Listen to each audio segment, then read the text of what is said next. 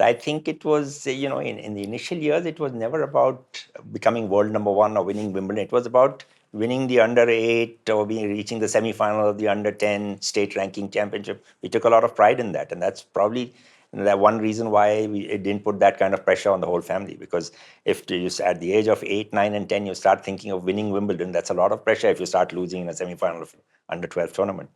So that is something that I want you to talk to the viewers about, because I think it's important for the upcoming kids who play sport today and for their parents more than the children to understand where to because the line is quite blurry of where how much you push and how much pressure you put and how much pressure they feel. So how did you guys find that balance?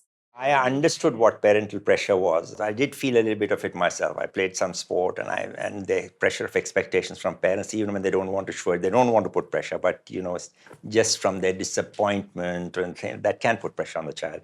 And there came a time when I thought I wasn't enjoying the game as much as I should, and I was very particular about the fact that that should never happen in your case. And I made it a point, and I think it was.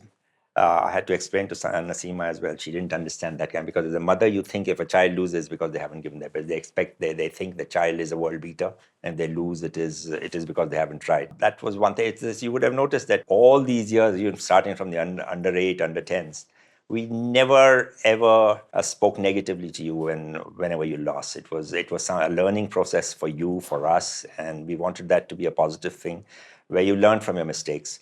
And as long as you tried your best, we were happy with the result. And our expectations were from the beginning weren't about winning Wimbledon. It was about enjoying the whole process. Yeah, enjoying. And enjoying. Yeah, enjoying. The struggles and the disappointments and overcoming them. We enjoy that. So I think that is something that parents need to understand. When they start putting pressure on the child, the child stops enjoying the game, and then it's downhill from there, and that's very. Do you remember whenever you used to lose a match, when we used to go for All India tournaments, whenever we used to lose, we used to go for a movie, all of us. Remember all the friends and all the mothers, we all used to go for a movie, especially after you lost. Yeah, we would want you to feel that it's winning and losing are all part of the game, and that was very important for us, that the fear of losing never came into you.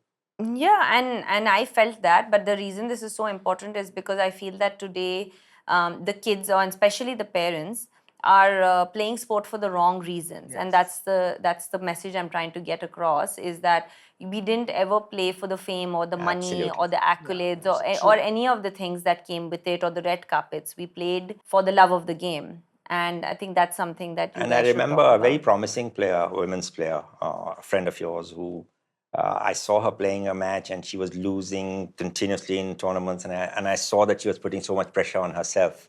And I went and asked her that, you're putting too much pressure on yourself. Why are you doing that? Why don't you enjoy the game? And she was very honest enough to say that, Uncle, there was a time when I was much younger when my parents used to put a lot of pressure on me to win. And today they don't do that. But because of that, now I put that same pressure on myself. So that actually destroyed her career, probably, because that kind of pressure doesn't work in international tennis.